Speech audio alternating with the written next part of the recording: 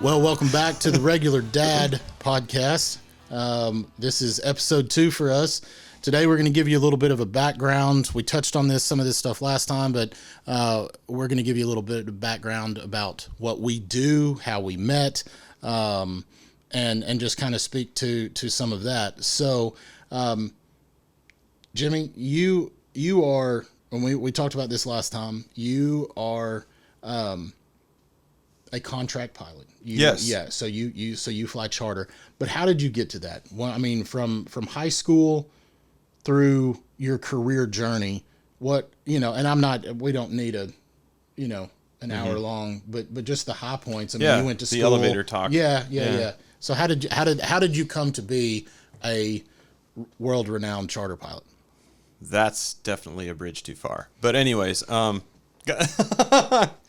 wanted to be a pilot when I was 5 years old. Nice. Yeah. So if you would Is have that asked because me, you saw Top Gun in the movie theater? no, Okay. that was later in life.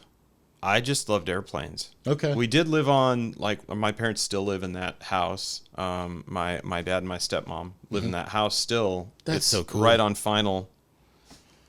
Airplanes would fly over. But I don't know if okay. that had anything to do with it. I don't know. Anyways, that's what I wanted to do. Yeah. So that was what I pursued, and we didn't have a lot of money, so flight training was never an option. Yeah, it's not a cheap thing to do. I've really wanted to get my private pilot's license. Yeah.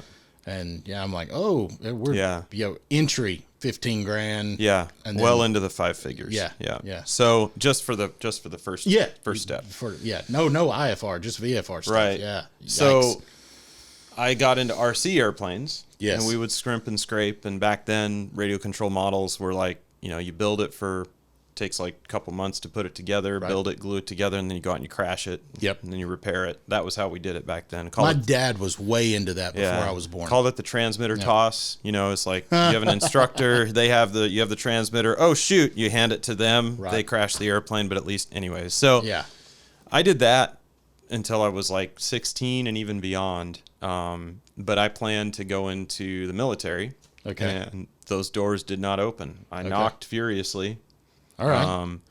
I even got as far as I was not high enough grades or SAT scores or anything to get into an academy, but like I even got as far as an early interview with Navy ROTC. Okay. Was accepted to USC on the ROTC program. Was planning to do aeronautical engineering, so I wanted to be a test pilot. That's cool. Yeah, and it just that door slammed shut. So right around that time, a door opened actually here in East Texas at LeTourneau University. Okay. I was looking for like a Christian school that was an aviation program, and that's basically the only one in the country other than at that point Moody Bible Institute. But I really felt like I wasn't called to the mission field, so I was like, I want to go fly airliners. Yeah. I mean, I wanted to fly F-15s, but that didn't work out. Right. So well, yeah. So yeah. So now I went to LeTourneau too. Yeah. We didn't know each other. No. And I don't even know how much I think overlap we missed we each had. other. Yeah. But it's kind of like two types there. There's either we're going to go, be a bush pilot. Yeah. African jungle, Alaskan bush pilot, some type of missionary. Yeah. Or medical. Like we had some people that went and worked for AirServe, which is like a non-religious medical aviation overseas type stuff. Yeah. Right. Yeah. But there's a lot of that because of the Christian component. So it's a good, place where missionary minded, a lot of MKs will go back and be pilots and stuff like that. But anyway, so you knew from the beginning you were headed out to be a commercial pilot. So I just pursued that, and the door opened at LeTourneau. We went there. I got my ratings. I instructed. Back then, the industry was not hiring a lot. So I spent 2.5 years instructing. Not like today. Not like today. No, there was the shortage was on the horizon, but it wasn't there. So isn't that a good feeling? Right. Yeah, it's a good time. So then I finally got hired at an airline and moved into an apartment in Cleveland on September 1st, 2001. Okay. September 11th, 2001 happened, and I was furloughed effective September 31st, 2001. Whoa. So checked that old furlough box right away. Wow. So I hung out in Cleveland for like 6 months, but finally decided it was time to get back in the cockpit. So I came back to East Texas, instructed for a while. Right. Another year. Finally got on with another airline up in Utah. Okay. And moved up there. Mormon Air. Yes. Is that one? Yeah. Got it. I mean, I'm not. Listen, that's I'm just trying a to keep joke. the brand name. Anybody who knows the airlines knows who I'm talking about. Yeah. I know, and that's fine. Yeah. But also, no one's off limits in this group. No, for sure. If I had, So, anyways, I got hired there, and I spent 12 years flying for that airline. Yeah. I mostly enjoyed the people that I flew with. I can count on like two hands the times. I mean, that's all less than 10 times where I really had a problem with a person. Yeah. But it was just like the lifestyle. That's not bad.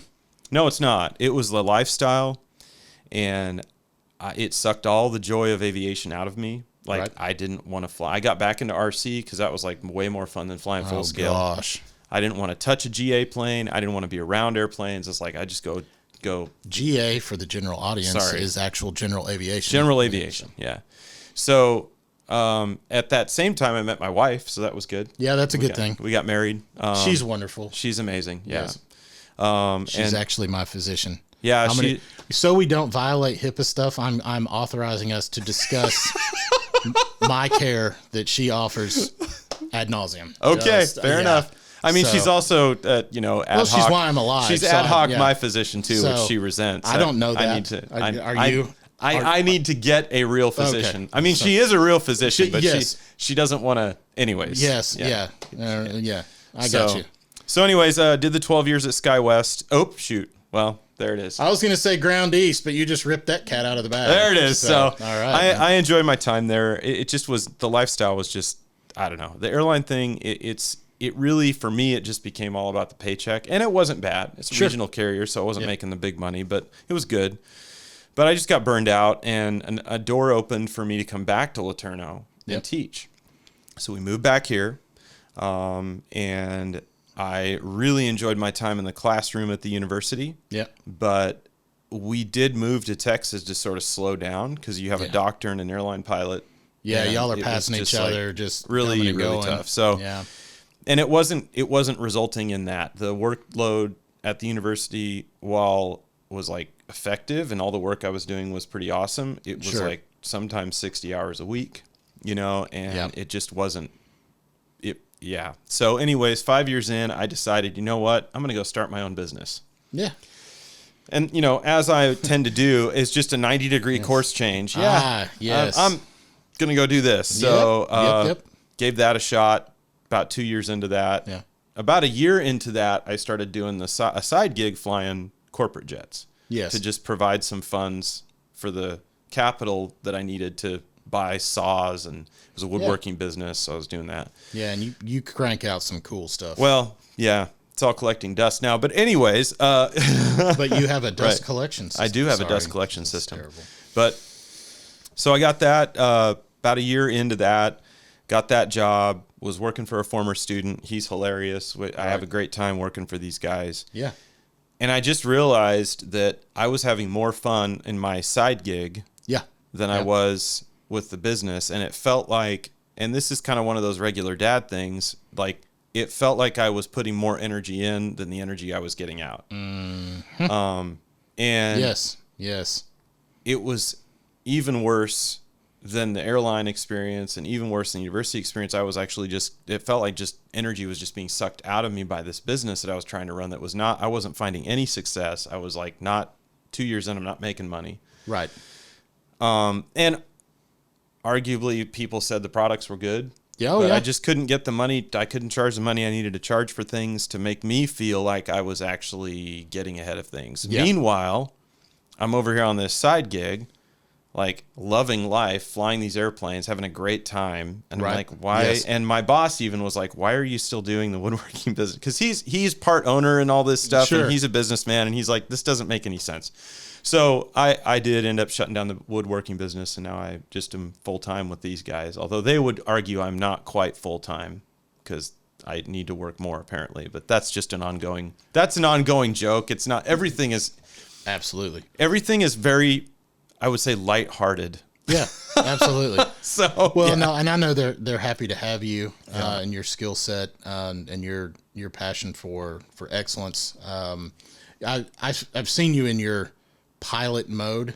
Yeah. One of the things that we do together, we do a lot of the audio, lighting, some of the visual aspects for our church. Yeah. And we met through church. But I've seen you when you're developing checklists and doing your protocol. This is how we do it. This is the way we do it, because we built the checklist that says this is what we do before we fly, Yeah. And it's just been really interesting to watch you in that mode when we're working on stuff. I see you in a little bit of the A&P mode. It's definitely a brainwashing. Yeah. I mean, over a life in aviation, it definitely tweaks you to think a certain way for sure. Yes. Yeah.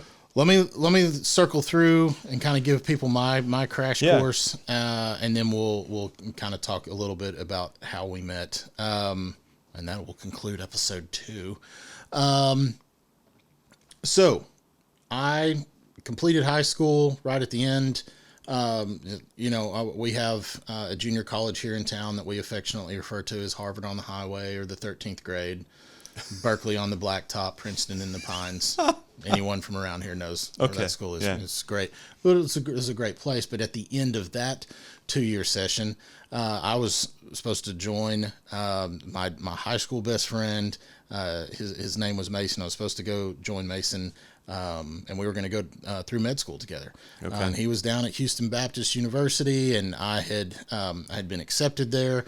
I'd gone down and met with his fraternity brothers, and you're supposed to pledge as a freshman. I was going to be coming in as mostly a junior, and we'd figured out how to fast track me, and different things, because I loved those guys, and it wasn't one of these party fraternities. It was they were all serious minded students that were involved in that, and that was what I wanted to be, or thought that's what I wanted to be a part of. Mm-hmm. The problem was it was during that time that I actually got saved. Now, I was born and raised in church, but when that happens, when you just don't know anything other than going to church, a lot of times you just think, well, okay, I'm saved because it's just what we do. It's just what we do. Yeah, so clearly I am. Yeah. Age of maturity and different things kind of wrap my mind around the concept of, oh no, I have to walk this out for myself. So that happened the semester. That was the last semester. It was the spring of 1999. So that summer I was supposed to be moving to Houston, but rather than moving to Houston, I called Mason. I was like, yeah, I think I'm going to Bible school now.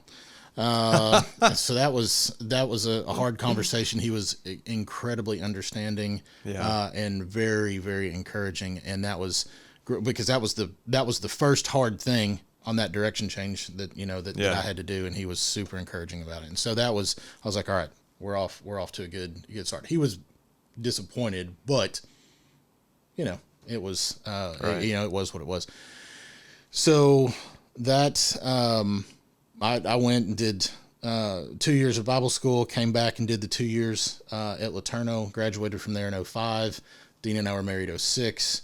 I did a little time for an insurance company. We're not going to name that. Okay. But when I say I did a little time, you mean it? Yeah. Okay. So, yeah. But it was a very, very educational experience, and something that I draw from now in my world of construction. But I went from that.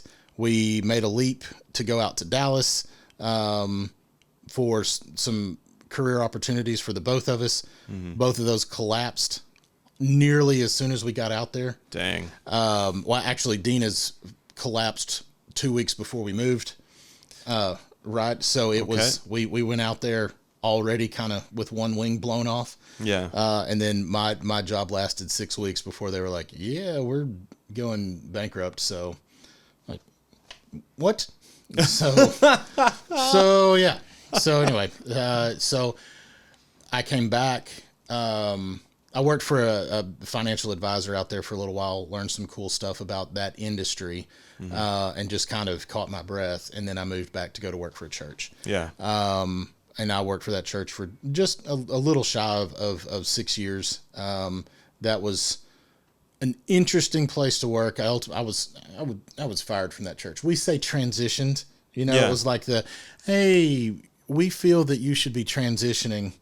They show you the door this fall or maybe in the spring. And I was, for about 6 months, I stayed to transition, which was, help help the new guy. And Yeah. we're still, friends, acquaintances, we wouldn't all hang out, but I mean, it's fine. Yeah.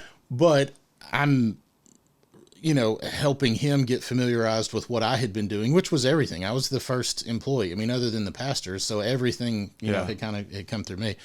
So there was a lot to hand off, but then at the end of the 6-month period, it was like, okay, well, we'll see you later.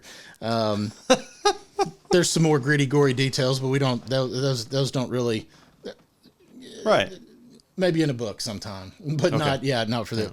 But I started my own construction company. I had really enjoyed the remodels that we had done. My best friend's dad was a builder, and I used to hang out with him on my time off and different things just to absorb the process. I thought it was really cool.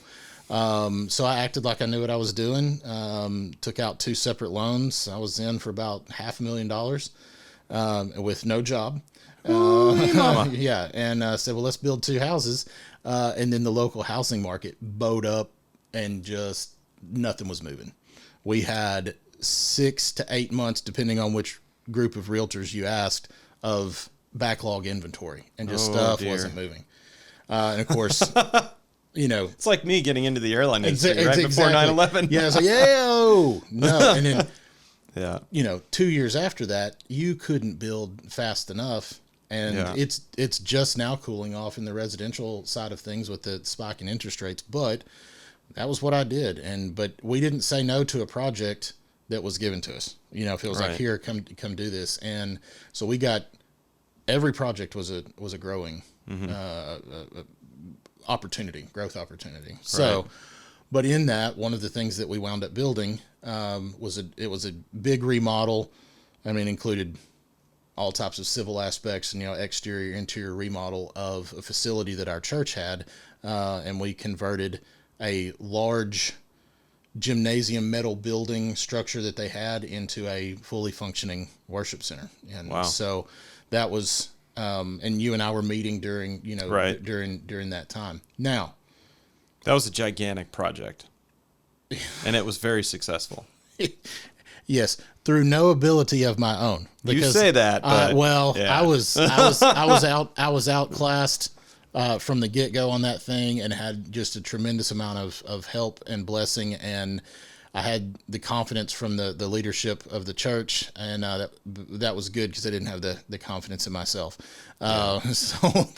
But it came off, which is a really good example of a church working like a church should. But they are that's probably so a discussion good. for another day. Yes, yeah, we'll go down that road. But during that time, with what had been thrown on me, the dismount, very rough dismount from the church that we've been part of, a church that I had really had a significant role in helping build in the early stages. I just was like, I'm just kind of licking my wounds, kind of mad at the world. I'm an introvert predominantly, and I don't, everything was annoying. Everything sucked. I was dealing with depression, didn't really realize that at the time. But the pastor, for whatever reason, decided, hey, I want you and your wife to be involved in this group that we're doing at our house. It's kind of an off-the-radar group. And y'all were given the same invitation. Yep. So now my wife says, well, it's going to be, Jimmy and Kim Page are going to be involved in it as well. I was like, Jimmy, I don't know this guy. And she said, well, and I don't know if it's Facebook or whatever. I don't know if she knew Kim already or how that worked. But then your face popped up and you had some smile on your profile. I'm like, oh, not that guy. See that guy. No. He's too happy. He smiles all the time. I love this. Not that guy. Yeah. No one can be that happy. Maybe he's gotta a serial be faking killer. it. Yeah, he's a sociopath. Oh my God, no, I can't do it. And I was like, this is not okay. And Dina was like, I really want you to go. You're going. Yeah, yes, I'm gonna go. And so we went. Well, the problem is that I'm like, okay, well, I think I'd rather be happy like that guy than surly like I am. And I'm still very surly, so don't. Yeah, I understand. Which is kind of hilarious. Yes, actually. but so, but I was like, I really like what that guy has, and you said, hey, I used to mix, do the audio stuff at my church, and I'd like to help. And I'm like, all right, big boy, because I was rowing that boat alone at the time. Yeah, and we just hit it off, instantly clicked. Yeah, our wives are friends. They hang out.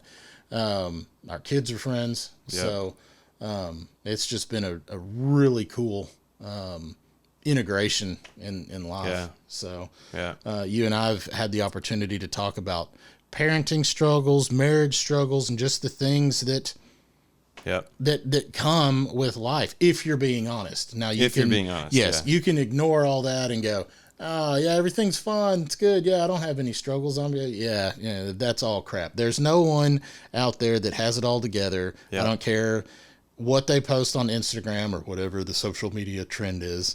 Snapchat, I don't snap. I mean, I snap like when I stretch. Is Snapchat still a thing? I think that's the thing. Is it? Okay. Yeah, I don't know. I feel like that's kind of a boomer thing to say that it's the thing. I don't even know. It's hard for me to navigate. I should have briefed this with the kids. Yeah. Them. They're not on social media, but they still know. Yeah, what it my is. kids are not on social. The one thing I allow my son to be on is Discord, which is a communications app that they use in gaming. But even that, I monitor very tightly. Yeah. So yeah. But so that's how how we met, how our the intersection of our lives took place. And I think it's so hilarious. I still to this day think it's hilarious that you thought that I was like this always happy guy. Yeah, I've seen that's not the case a few times. Yeah, but the overarching thing. My wife said early in our relationship, she's like, "You're a sine wave." It's so true. Well, leave it to the amplitude genius. And frequency vary, but like it's always a sine wave. Yes. Yeah. So, well, that's really good. Yeah. And me, I was kind of the square wave, just come up and box the top, and if you know anything about audio, that's how you blow speakers. And that was the direction that I was definitely headed in. So, and we'll get into that as well. But that's a little bit about who we are, and how we came to be friends. Yeah. And this is actually an extension of conversations and discussions that we've had, at lunches and dinners and just times that we were together, even working, and finished, and we just kind of sit there and, talk about life and that stuff. So, we just kind of wanted to pull back the curtain on that and share that with other people. But if you would like to hear something from us specifically, or even if you have a dad, how do I, whatever the question may be, just email your question, concept, or whatever to contact@theregulardad.com. Again, contact@theregulardad.com. I guess we don't have a nice jingle yet. No, not at this point. And I'd like to say do something cool, but I don't know if you're supposed to point at the bottom of the screen or if they're supposed to swipe up or whatnot. And we're just going to let Lincoln take care of that. Lincoln. I see what you did there. I don't know if hopefully he's okay with that, because I think that's hilarious. Oh, absolutely. That's definitely kind of a daddish joke. Yeah. Lincoln. Yes. Yeah. Y'all take care. We'll see you next time. See ya.